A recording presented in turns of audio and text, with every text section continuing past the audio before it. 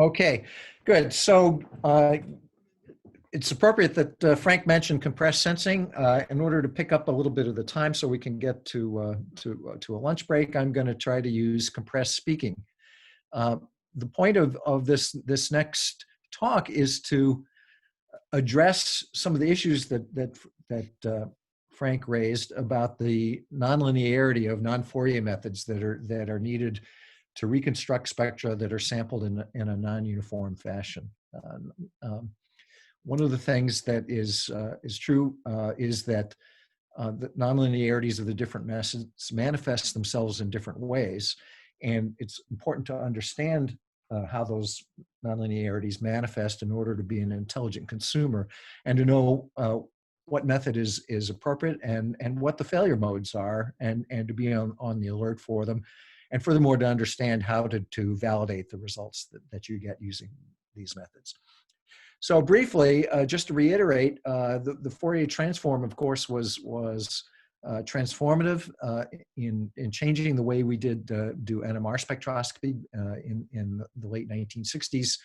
Ernst and Anderson proposed something that was a bit audacious at the time, proposing that we could use the discrete Fourier transform by sampling the free induction decay, the response to a broadband pulse, as a way of speeding up the NMR experiment. It was a bit audacious at the time because, as you'll see in the picture there, the way it was implemented was that Ernst and Anderson collected the data, punched it onto a paper tape, transposed it to punched paper cards, and then walked across the street to an IBM service bureau in Palo Alto in order to actually compute the discrete Fourier transform. And there was nothing about that approach that sped up anything.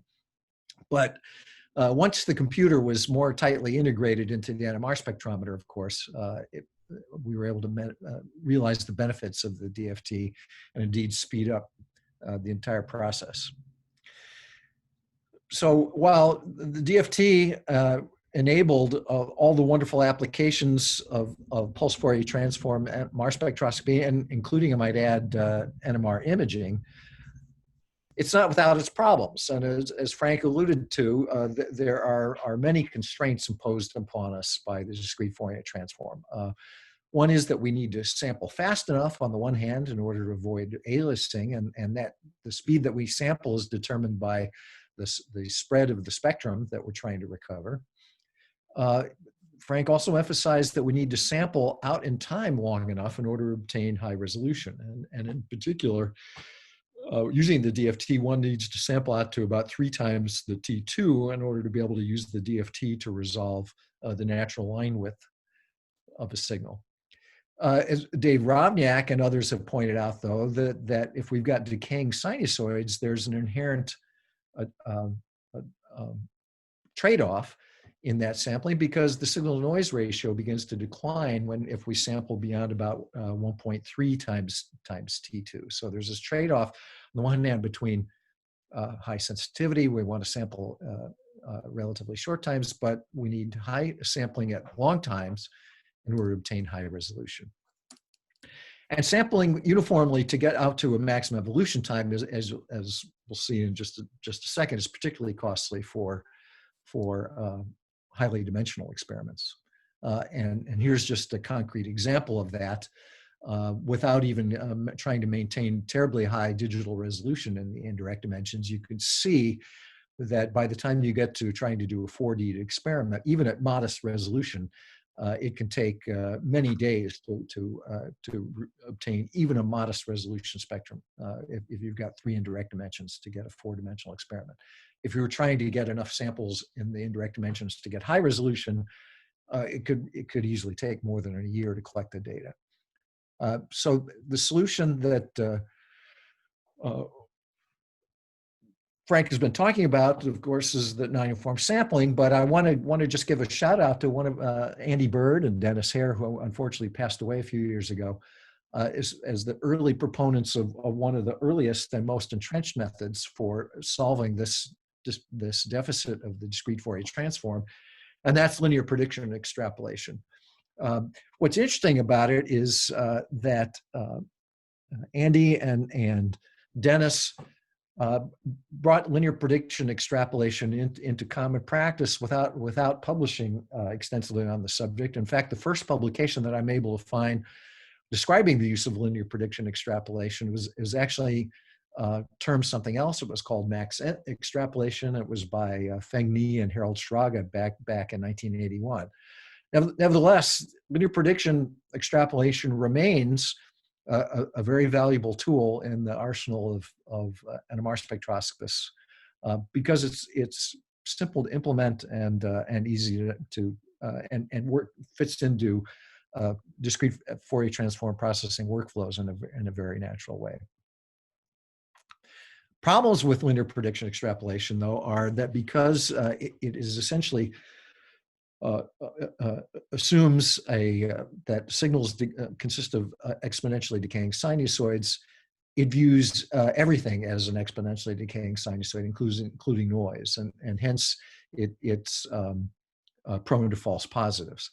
Unfortunately, it can also be prone to frequency bias, that is, slight shifts in frequencies, if the decay of the signal, for example, is not exactly exponential, because it violates one of the assumptions inherent in the use of the linear prediction model.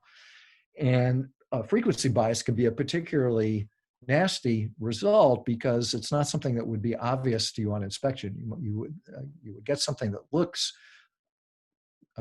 cosmetically like a very beautiful spectrum, and yet there might be some inherent bias in the frequencies if some of the assumptions that are underlie the use of the linear prediction model are violated.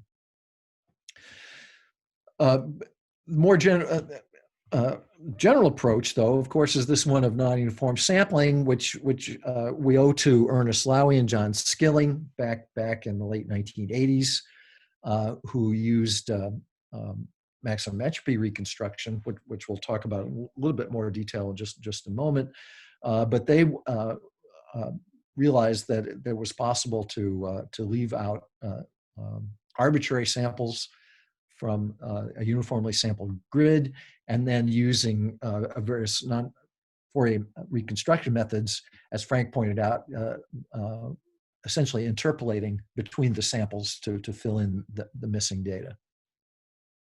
And while this was proposed fairly early on, back in the late 1980s, unfortunately, it really didn't gain much traction, really until probably about a decade ago, in part because of the dearth of software that was available in order to be able to do the reconstructions. And it remained largely the realm of experts until about a decade or so.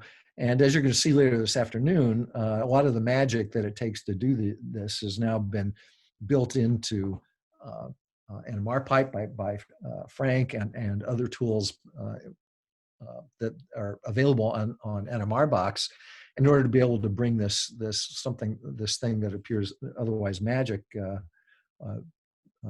the general NMR population, so to speak. So maximum entropy reconstruction actually is fairly similar to the compressed sensing, or IST, method that Frank described. And I'm going to refer to this class of reconstruction methods as regularization methods. And here's a brief description of how they work. If you start with a data vector D, from that we will construct a trial spectrum F, and then from the trial spectrum, we'll generate a mock data set, which is just the inverse discrete Fourier transform of the trial spectrum F.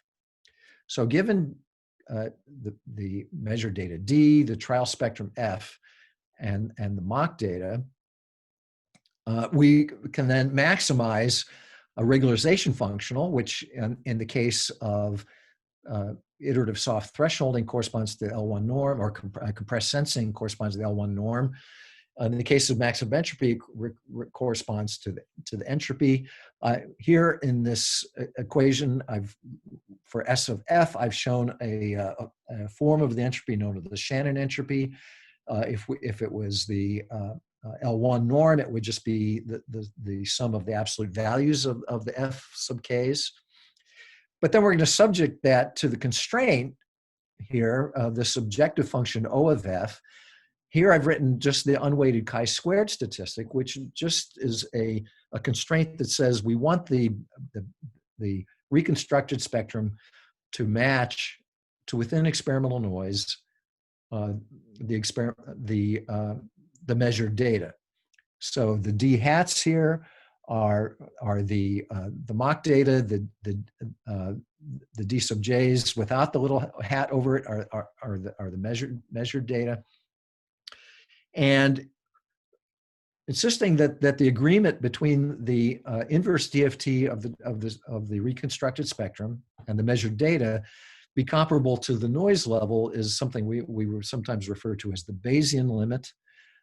One can go further, and if one sets that to 0, it corresponds to accepting the measured data without modification. And in fact, some of these, it's no longer a regularization method. It might be more described as a least square or minimal square method.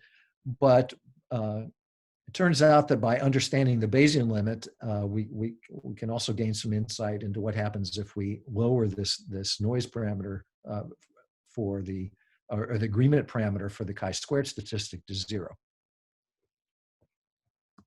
Okay, so I'm going to skip over this other method called back projection reconstruction, but there's a great body of literature on it. But it turns out that one can use back projection reconstruction, which is a method for inverting the radon transform. One can also use the regularization methods that I've described here to solve the inverse radon problem as well. In fact, Mehdi Mobley showed the equivalence of that approach to back projection reconstruction. But here's just to reiterate an example of why we want to use non-uniform sampling, just to show the practicality of being able to do highly dimensional NMR experiments in a practical amount of time. Here, Mehdi has used non-uniform sampling in 3 indirect dimensions corresponding to nitrogen, carbon, and proton. The sampling grid that he used is shown in 3 dimensions on the left. A reconstruction of a 2-dimensional plane out of the 4D data set is shown on the right. And the resolution that he was able to obtain would correspond to a linear sampling approach that would have required about 150 days of instrument time. But instead, using non-uniform sampling on the grid shown on the left, Mehdi was able to complete the data collection in a day and a half. So that is the motivation for using non-uniform sampling in multidimensional NMR. So what are the challenges, though, aside from the sampling density issues that Frank spent some time talking about? Well, one is that when we're in this nonlinear regime of spectral reconstruction, signal-to-noise ratio is no longer a reliable proxy for sensitivity. We're in the realm of the discrete Fourier transform, which is linear, which preserves norms. The information content is exactly the same in the frequency domain and the time domain. And so signal-to-noise ratio in that context is a reliable indicator of sensitivity. But with nonlinear methods, that is no longer necessarily true. And just to give you an extreme example here, I've shown what's happened if you compare a DFT signal with the corresponding Maxent reconstruction. Here on the right, you would say that there's an improvement in the signal-to-noise ratio that appears to be quite dramatic. But on the other hand, if you think about peak detection using a threshold detector, where the threshold is shown in red, what happens with methods like Maxent or the regularization methods is you essentially scale down the entire spectrum in a more or less monotonic fashion, which corresponds to effectively scaling down your threshold detector. And so your ability to distinguish weak peaks from noise is not improved by that, even though you've got this cosmetic improvement in what you might call the signal-to-noise ratio when you use Maxent or regularization methods. So it's very important when you're using these non-uniform or nonlinear spectral reconstruction methods, whether the regularization methods or SMILE or the other methods that I'll talk about in a minute. It's very important that you be somewhat more circumspect when you assess sensitivity, because signal to noise ratio is no longer a reliable proxy. Just to give you another hypothetical example of the problems that are imposed by nonlinearity of spectral reconstruction methods, is that if we're trying to use the discrete Fourier transform as our ground truth in terms of optimizing a method. So let's consider a thought experiment where we're trying to compare two different methods of reconstructing a non-uniform sampled free induction decay shown here at the bottom. So let's imagine we've got method A that gives the spectrum there shown in yellow, and we've got method B which gives the spectrum shown in magenta at the bottom on the right. What's interesting is that if we've got a very noisy signal and we insist that the agreement between our reconstruction signal and the DFT of the uniformly sampled signal is minimum, that is, the RMS differences are minimized, the one that works best in this case is the one at the bottom, because the majority of the power in the signal is contained in the noise. So method B, based on this minimizing the RMS difference with the discrete Fourier transform of the uniformly sampled data, is going to be smaller than the reconstruction using method A. So again, just another way of helping to illustrate that the various tools like the preservation of norms and the concepts of signal to noise ratio are things that we have to leave behind or be much more careful with when we're talking about them in the context of nonlinear spectrum reconstruction.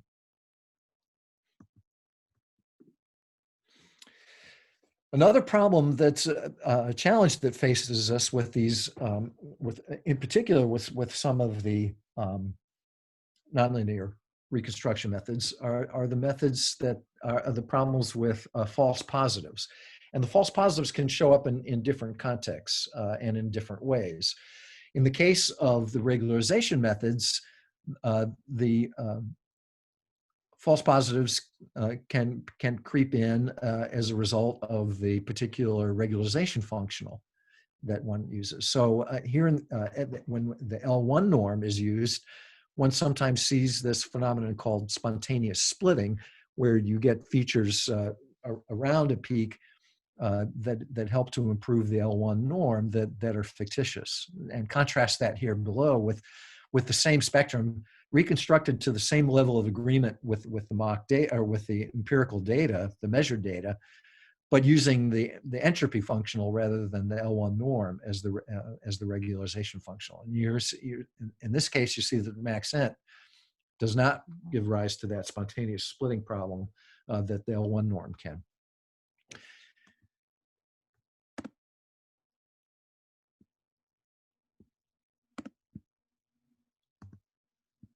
Okay, we're not advancing. Why are we not advancing here? There we go. Here's another common problem that shows up in regularization approaches. One is that the baseline noise that shows up has non-random distribution. And this is just another example of why the signal to noise ratio is no longer a terribly reliable proxy for sensitivity. This is just an example from some work from Gerhard Wagner's group using the HMS IST code, which also minimizes the L1 norm in the compressed sensing sense. And if you take a look at the baseline, for example, in panel D, you'll see that you get these noise distributions that have a very spiky aspect to them. And it turns out that that is not an artifact of the soft thresholding algorithm. It's not a numerical instability. It's in fact a characteristic of spectral reconstruction using the L1 norm.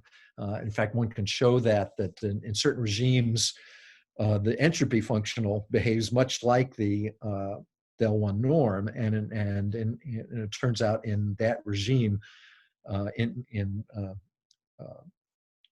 Maxent reconstructions also show very similar kinds of spiky noise distributions. So this spiky noise distribution is in fact a characteristic of using the L1 norm as a regularizer. So we might classify then various methods in terms of robustness, which is kind of a vague term here. Because it can manifest in a number of ways. It might manifest as false positives. It might manifest as false negatives, that is, weak peaks that escape detection. But I've used it here sort of as a very nebulous but kind of general description of the accuracy of various reconstruction techniques on the vertical axis, and then along the x-axis here, I'm plotting the number of assumptions that are inherent in the method.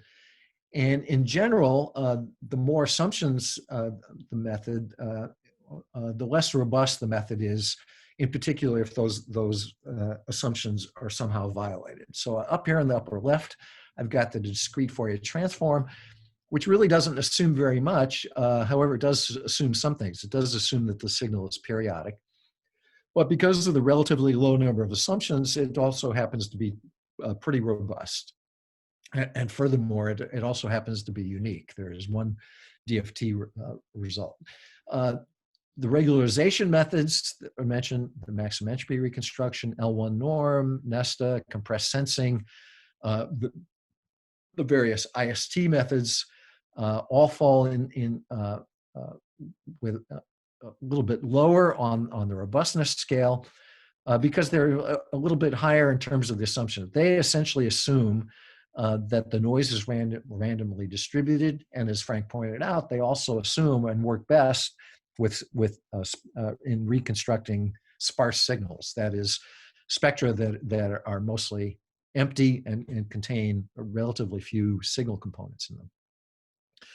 There's a method I'm not going to go into detail called multi-way decomposition that has a slightly stronger set of assumptions in that it assumes that a multi-dimensional signal can be decomposed into a vector outer product of one-dimensional shape signals. In essence, that's only assuming a type of symmetry, which is a relatively weak set of assumptions.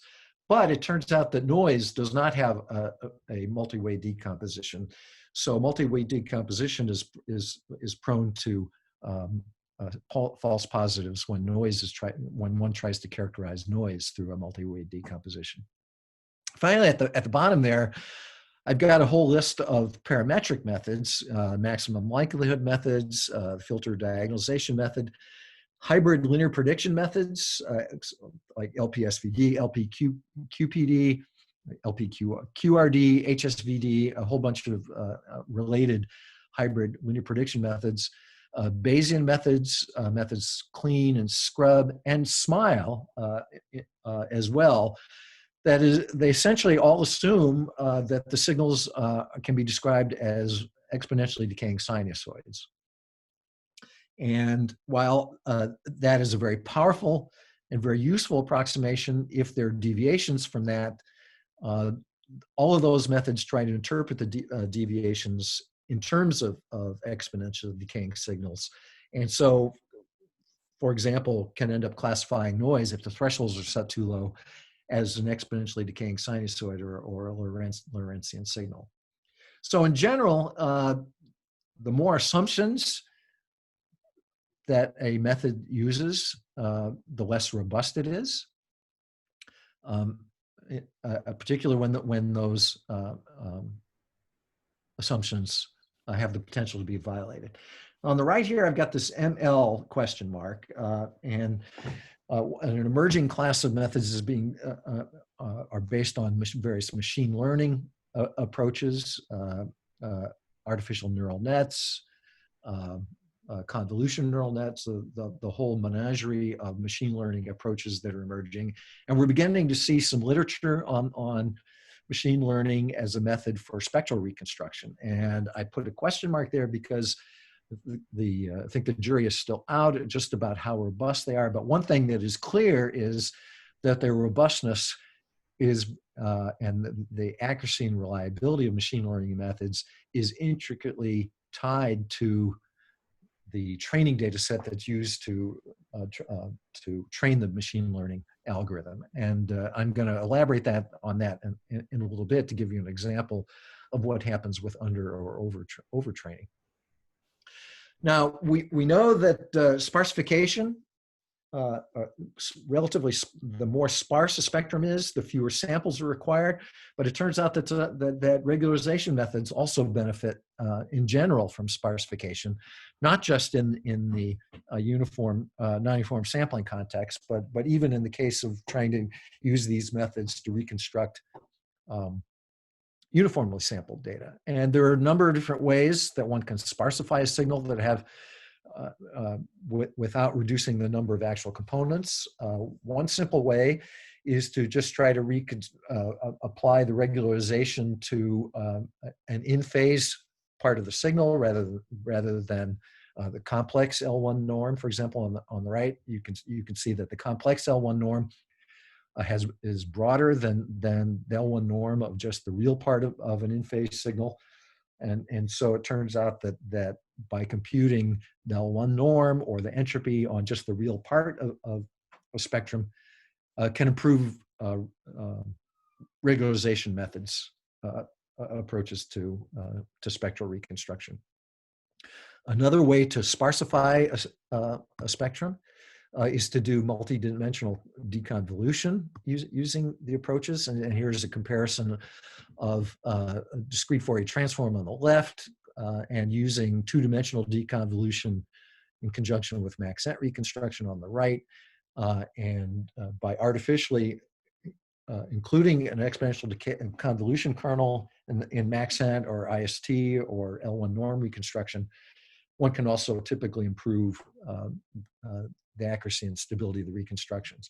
What's interesting about that is that those of you who are familiar with the use of window functions in the DFT know that if you try to include a line sharpening convolution, that's often at the expense of signal to noise. And so line sharpening in general with linear deconvolution almost invariably ends up degrading sensitivity. But with one of the powerful things about these nonlinear methods is that they can often simultaneously improve sensitivity and resolution when using deconvolution. So in particular here in this example, we've actually sharpened the spectrum while simultaneously suppressing noise. And that's something that one would never be able to see with a linear method like the DFT, where you would always see a trade-off between sensitivity and resolution when using a convolution.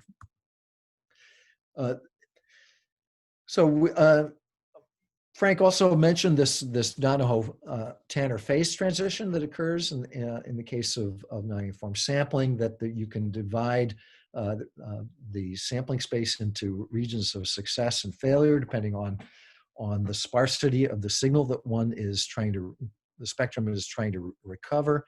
And so that's shown vertically, and then compared with the sampling density shown on the bottom, where on the far right, 1.0 would correspond to a full uniform sampling, and on the left would correspond to no sampling at all. So depending on where you are, for example, you can, by increasing the number of samples, one would move towards the right, but at fixed experiment time, if the sparsity of the spectrum you're trying to recover is too high, then you're likely to fall in a failure region, and you would have to move to the right, in order to expand your chances of getting a reconstruction falling in for the left. What's interesting is that that this also has some implications for moving to ultra high field, because that tends to sparsify spectra, and so that suppose we're performing an experiment that happens to be close to that black line, which is the threshold at which one can successfully recover the spectrum. It may be possible in some cases just by moving to slightly higher magnetic field to move across that Donahoe-Tanner phase transition barrier and be able to reconstruct a spectrum that one wouldn't be able to do at lower magnetic field. So with these characteristics of nonlinear spectral reconstruction approaches, that signal-to-noise ratio is no longer a useful proxy for sensitivity, that false positives can be an issue, as well as false negatives.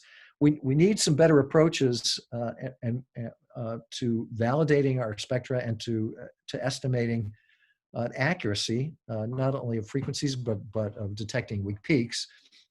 And one of the approaches that we've used for a long time is something called in-situ error analysis. And that simply consists of using synthetic signals that can be added numerically to measured data, but chosen to have frequencies that correspond to otherwise blank regions of the spectrum. So for example, the spectrum I've shown here on the left, the signals that are shown there inside the red box are synthetic signals that were added numerically to the time domain data. And they show up in this spectrum after being transformed in precisely the same way that the empirical or systemic parts of the signal on the right-hand side of that spectrum were transformed. And using this approach, since you know the characteristics of the signals inside the red box, you know their amplitudes, you know their decay rates, you know their frequencies, one can then perform calibration curves in the case of amplitudes here, shown here on the right. One can plot the known injected peak amplitude against the estimated amplitude.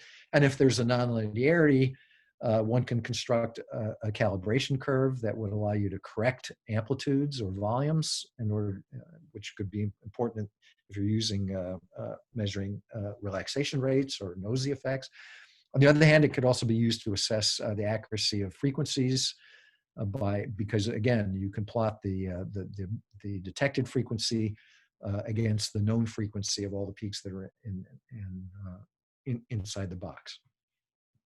So this in situ error analysis approach is something that can be quite useful and quite general for assessing the accuracy of nonlinear spectral estimates, and can be extended to something called and applied to something called the receiver operating characteristic, which was invented back in the late 1950s in conjunction with the development of radar.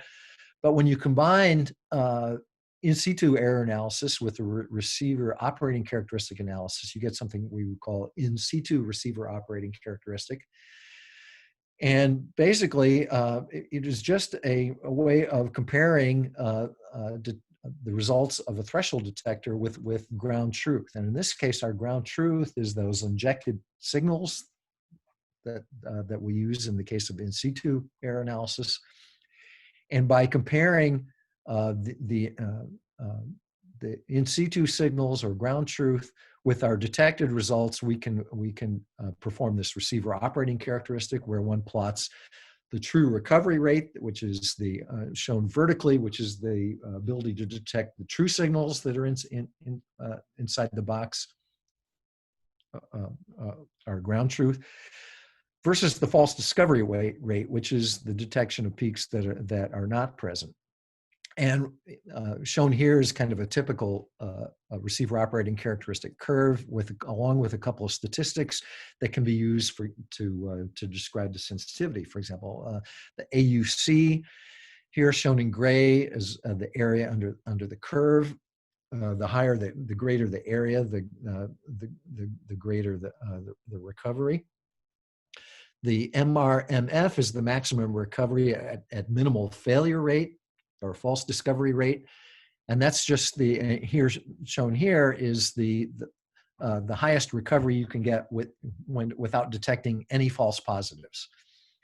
Alternatively, this MDPC, which is the maximum minimum distance to the perfect classifier. The perfect classifier corresponds to that point up there in the upper left, 0, 1, which says you detect all of the true peaks without detecting any false peaks.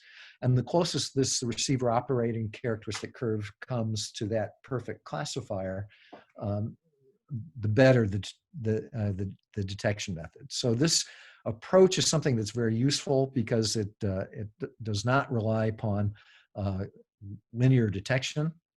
It can be used with highly nonlinear methods, and nevertheless come up with very useful quantitative metrics for comparing different nonlinear methods of spectral reconstruction.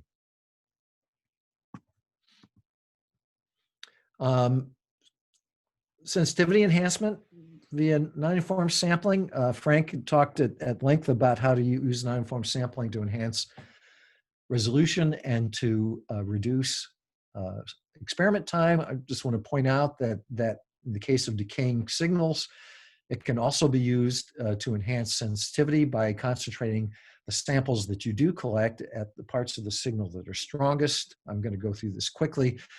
David Rovniak's group has analyzed this very carefully from a theoretical standpoint in terms of something he calls the intrinsic signal to noise ratio, which is essentially the amount of power that's captured in the time domain signal.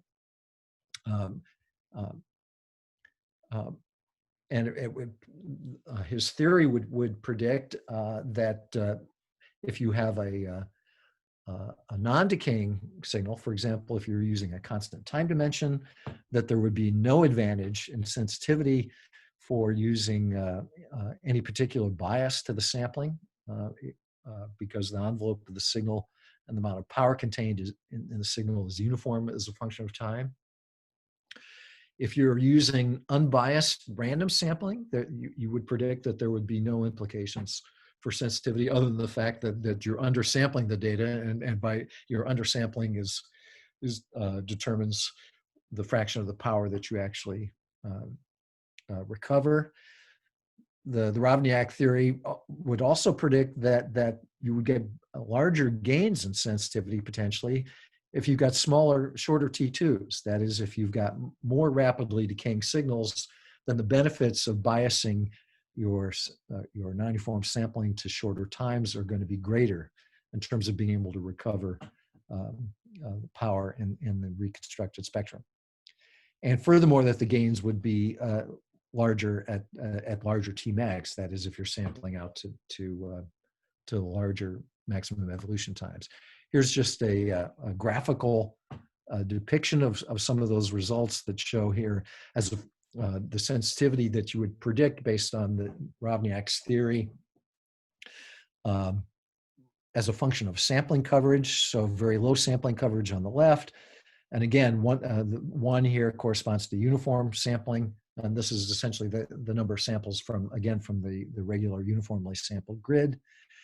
And shown here in green is just what happens if you've got uniform sampling, and if you've got but overmatched sampling shows here in yellow. The curve at the top shows that if you bias your sampling to shorter times with an exponential bias that's twice the rate of the exponential decay of the signal, that you actually get better results in terms of the signal power that's captured according to the Rovniak theory. What's interesting about this, though, is that this only takes into account the amount of the sensitivity based on the amount of power that's captured by your sampling strategy.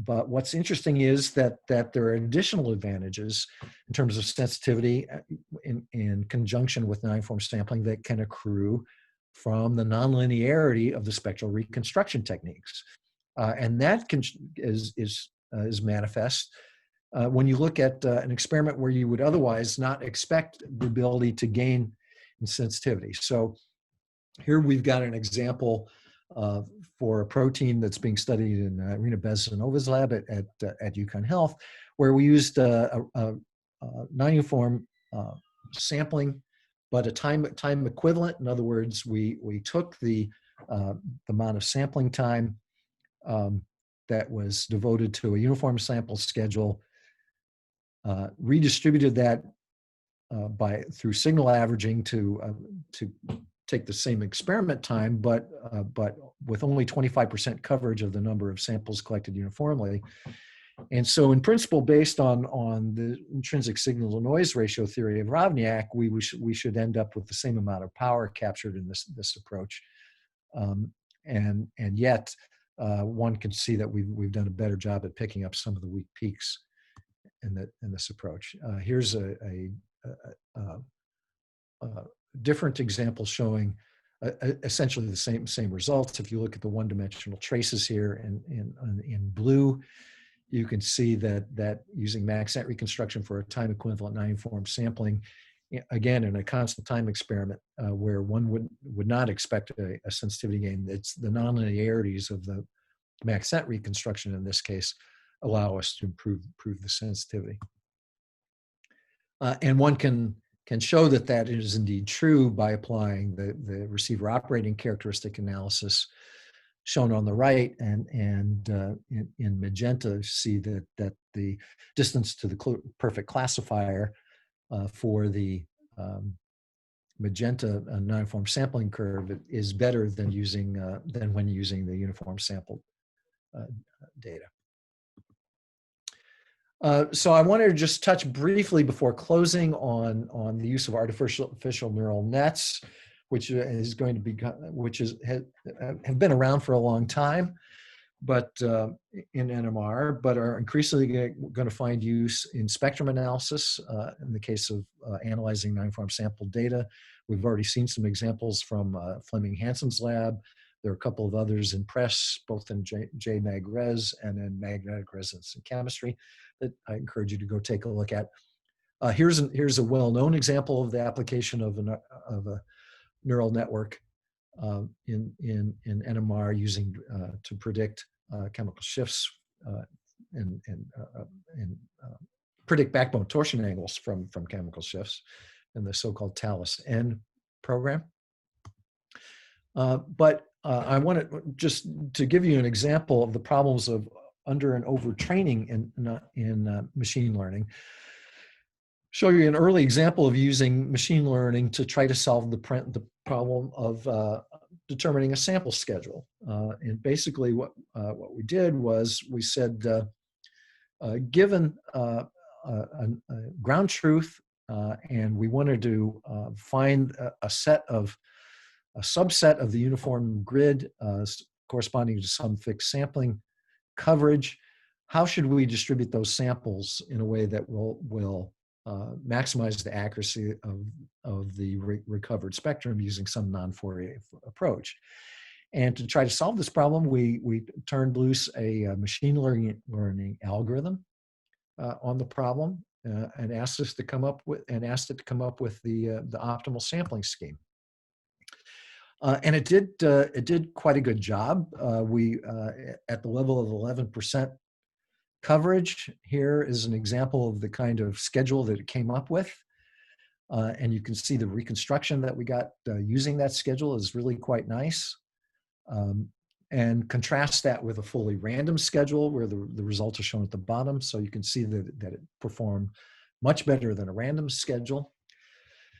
But it turns out that that schedule at the top is looks a little less, appears suspiciously regular in some respects. And in fact, when you analyze what's going on, what happens is if you are training the machine learning algorithm against for reconstructing a single spectrum, it comes up with a schedule that, did we just lose my, there we go, okay.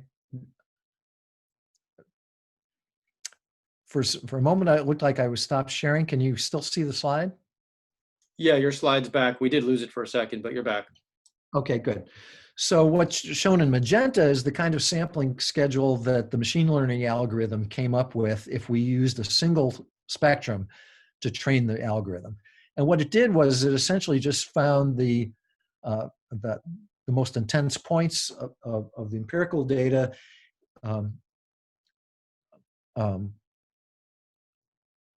all too carefully. It left out the samples that correspond to that fall closer to zero, and it essentially only sampled the very intense, that is, very high or low values of the interferograms or free of the time domain data.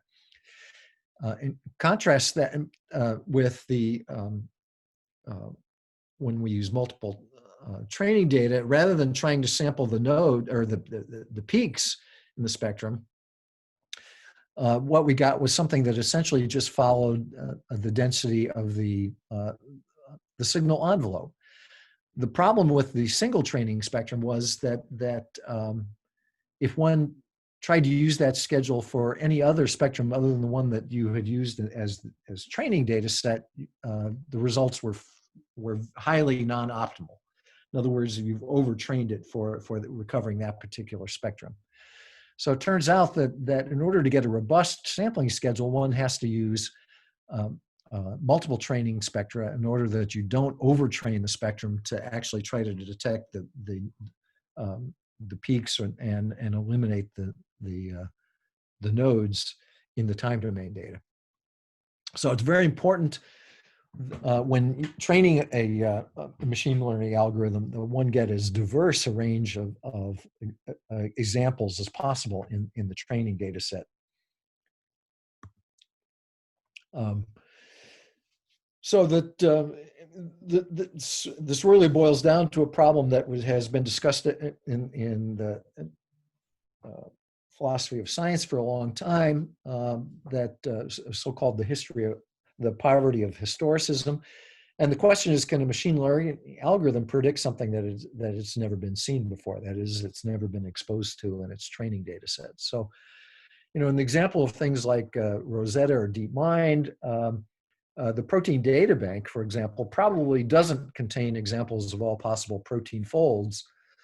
But on the other hand, it probably does contain examples of all protein backbone phi and psi angles, which is what TALIS-N takes advantage of. So the TALIS-N approach is much more likely to have a robust and complete training data set than something which is trying to predict protein folds just based on folds that are found in the protein data bank.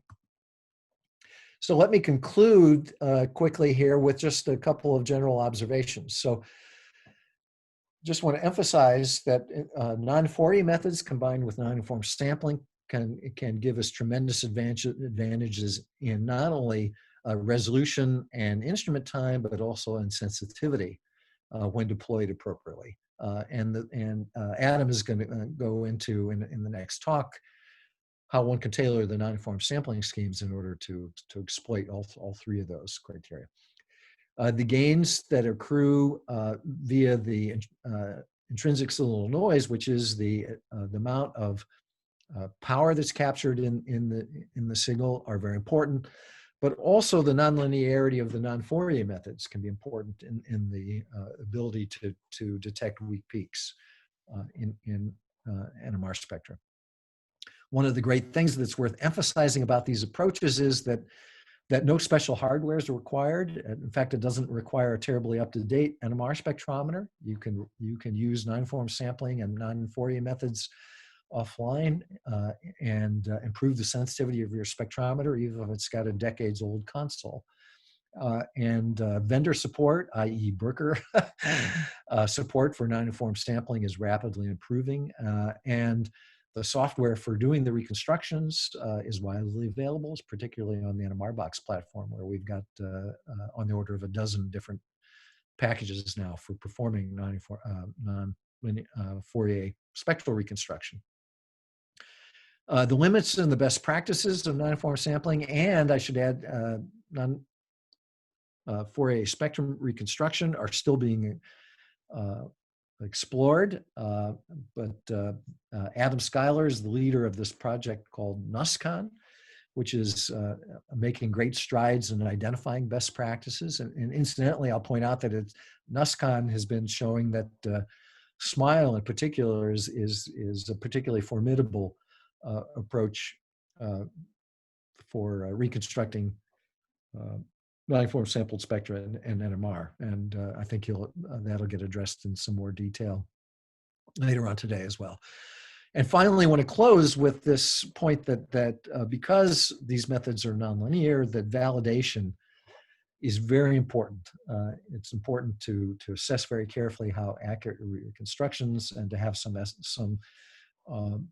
bounds on the false positives and false negatives that may be inherent in the approach that you're using. And we're no longer in regimes where we can simply look at the signal to noise ratio and be lulled into complacency that we've got high sensitivity if we've got high signal to noise ratio, because these nonlinear methods are capable of giving rise to cosmetic improvements in apparent signal to noise ratio without improving sensitivity. Finally, let me just close with a very rapid set of acknowledgements to a large set of people who've contributed to the work in my lab over the years on some of these methods. Some of the earliest work was done in conjunction with Gerhard Wagner's lab, and Peter Schmieder, who was then a postdoc in Gerhard's lab, who's now in Berlin at the FMP. Dave Rovniak also was a graduate student in Gerhard Wagner's lab back in the day, collaborated on some early experiments. Tatiana Polanova has collaborated on application of these approaches to solid state NMR and in particular the use for enhancing signal to noise ratio. Richard Krawacki and Volker Deutsch did some early experiments on using maximum entropy methods to deconvolve J doubling for using maximum entropy and other approaches to do virtual decoupling, which I didn't touch on. And finally, Frank Doago deserves once again another shout out because he has driven the application of these methods to a much larger audience by making them accessible within the NMR pipe package. And you will see firsthand this afternoon just how straightforward Frank has made it to use some of these methods. And we're really deeply indebted to Frank for bringing those methods to a much wider audience. And finally, I have to acknowledge NIH support, both for the work in my own lab, but also for support of the NMR box, and the David Miriam Donahoe Foundation for supporting the NUSCON project. And with that, I'm going to close. And again, I don't think we're quite back on schedule, but hopefully we gained a few minutes in the process. If there are any questions, I can maybe take a few. Very nice, Jeff. Thank you. Looks like Rajan has his hand raised. Yep. Oh, hi. Hi, Jeff. I have a question. Hi. In reference to that interesting slide you showed, where you showed the two hypothetical methods, A and B, one of them, even though the RMSD is minimal, but it basically reconstructs the noise beautifully, but no signals are there, vis-a-vis the method A, where it showed better signal to noise, the peaks, right?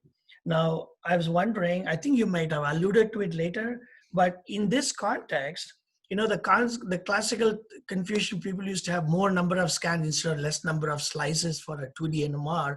We now know that, okay, the total number in a uniform sampling method, the total amount of time I spend for collecting, let's say, 2D data or 3D data set, whether I distribute the number of scans or number of slices, the T1 max, the integrated volume of the peak should basically be the same. So from that perspective, what can you say based on the non-uniform sampling and non-linear reconstruction methods? Should we move away from that understanding? Namely, should I do more number of scans and reduce the T1 max and somehow weight it weight the sampling scheme to get better advantage?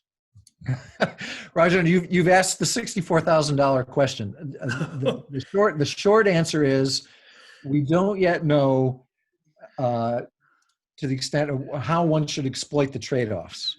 Okay. What's interesting is that we know that the trade-off does exist, which is kind of counterintuitive, right? Yeah.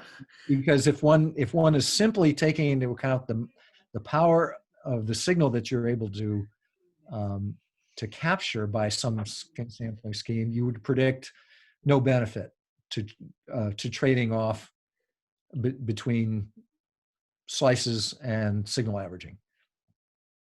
But with the non-uniform or the nonlinear spectrum methods, we can show empirically that there can be a benefit.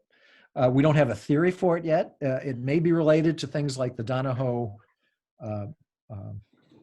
the transition, standard transition, phase transition. Yeah. But it's very much an open question, and my hope is that we'll be able to use some of the approaches that Adam has been applying in the case of evaluating different approaches in the NUSCON workflow to be able to try to come up with rules of thumb for how to perform those trade-offs in some kind of optimal fashion. But to say we know yet would be it remains a mystery. It's an open question. Okay, so if I may sort of just ask one more rejoinder to that question. So the last point which you concluded, namely, so if I were to go to my users, I'm trying to sort of convert or convince them to use NUS in place of the regular sampling to effectively use available NMR time. Now I'm getting an idea, a thought. So what if the user comes back and say, or they are actually having the doubt, even if you demonstrate, let us say, with the regular ubiquitin protein data or something, what is that I'm supposed to tell that, hey, you sure go and then, cut down the time by half or 60% and do the NUS, and I'll guarantee that you'll get much better results. Because the true false positives you mentioned, the spectrum might look cosmetically good, but if there are additional peaks coming, which I don't know how is it I'm going to sell this? So I think probably one of the best ways to sell it, Rajan, is to have them resample one of their own data sets, one of their sample data sets, and allow them to ask the question themselves, how close can I get to the spectrum that I was able to recover using the full uniform sampling while using a subset of the samples? And they're going to find, depending on the nature of the spectrum, that if it's a three-dimensional spectrum, they're going to find that it's really fairly easy using, say, 20% of the samples to get essentially the same result. Okay. And so there's nothing like letting them try firsthand on their own data to convince them that this is something that's really worth pursuing. Okay. And incidentally, Adam and Frank have both been working on tools that make that very straightforward to subsample a uniformly sampled data set, and then run it through a non-Fourier workflow so that you can get a sense of just what kind of results you would get if you had done the non-uniform sample experiment. Oh, that's awesome, actually. Yeah, I think that gives me the answer I was looking for. Yeah, perfect. Anthony, there were some other hands up. Andy's got his hand up. I was going to say exactly what Jeff did, which was that resampling a fully uniform sampled spectrum is the way to go about this. And then when we did this a lot when we developed Nesta and played around and tried to look at all kinds of things. We haven't been developing it in a while, but and I think the tools that we use to resample data are probably too archaic at this point. So I want to basically agree with Jeff and then put a plug in to say that if Adam and or Frank can make some tools for that resampling to build into the workflows, that would go a long way. I think Jeff's point is exceptionally on the mark, that that's the way to convince people to do this. Hi guys, Frank Delaglio here. I will be showing exactly how to do this later on today. Go, Frank. All right, baby. Perfect. We used to struggle through this sort of thing in our earlier workshops, and then Frank took it upon himself to just build a suite of tools to do everything beautifully, as he always does. So yeah, more to come. Absolutely. I would Frank- never Frank show is- the way we Frank used is our to do not it. so secret weapon. Yeah, the way we used to do it as we were building Nessa, I would never want to show you, but showing Frank's scripts is wonderful. That's fantastic.